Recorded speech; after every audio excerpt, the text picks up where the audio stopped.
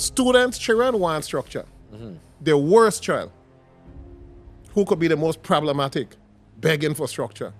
But a lot of time, we use the excuse that, oh, the mother don't go on this way, the mother do this, the mother do that, I don't want to correct them, so I'm going to leave them alone. Nah.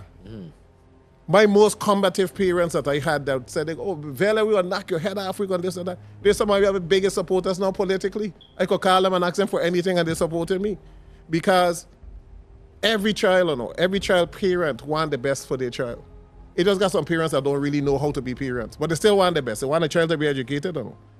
The woman on the street that down crack wants a child educated. The man in jail wants his child educated. All of them want a child educated. Some of them don't know how to go about that process because they were never taught. Some of them didn't have it, and some of them just were never taught.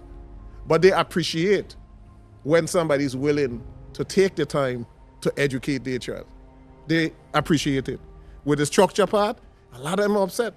I have put some individuals out of school, and it wasn't out of school, it was out to go to adult education. And some didn't understand it at that particular juncture. But as they got older, they understood the reason why. When you do that, when you make those decisions, did it affect you personally as a human being that you had to make a decision to put a child out of school? To send them to adult education. To send them to because I never put them out to the street. But Right.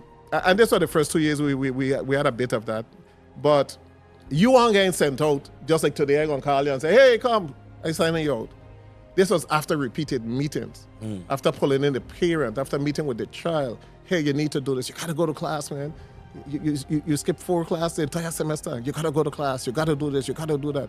So it was giving a lot of leeway for them to do the right thing.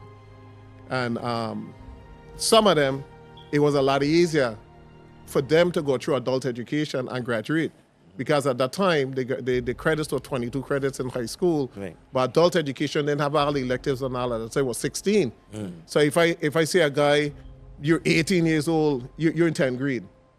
I don't really want you to age out 20 in 12th grade. Right. If I go find a quicker path for you to finish school, that you'll finish at 19 in adult education and then begin to learn a trade or learn a skill or go to college or whatever, that is a better path for you. So a lot of time, it is just decisions that you need to make. And some were to try to have a rude awakening for the student because the parent tried everything and they can't get through.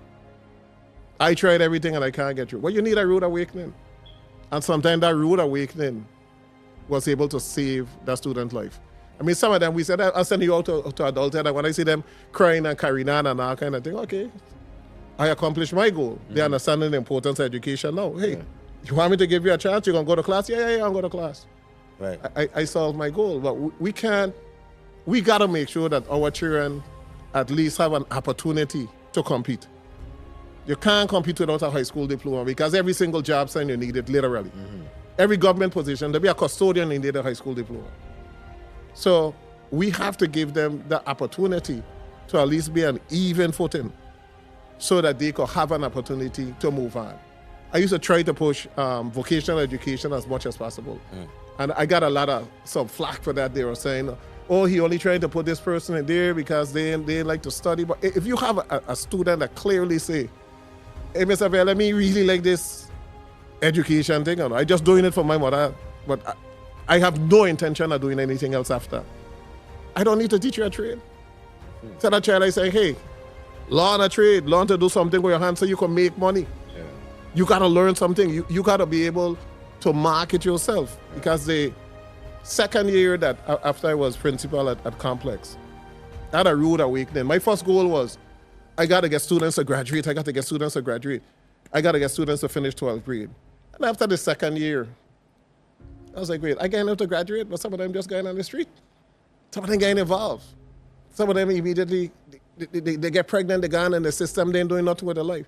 So I changed my focus to, I need to get them to graduate, but I also need to try as best as possible to get them to have a plan as to what they're going to do, how they're going to proceed on. Because graduate, and I tell parents now, if you just telling your child, oh, you need to graduate, really what are you achieving? Exactly. What is after? Yeah. After they graduate in May or June, what's after? They got to get a plan. And that plan can't involve you alone, just supporting them. Yeah.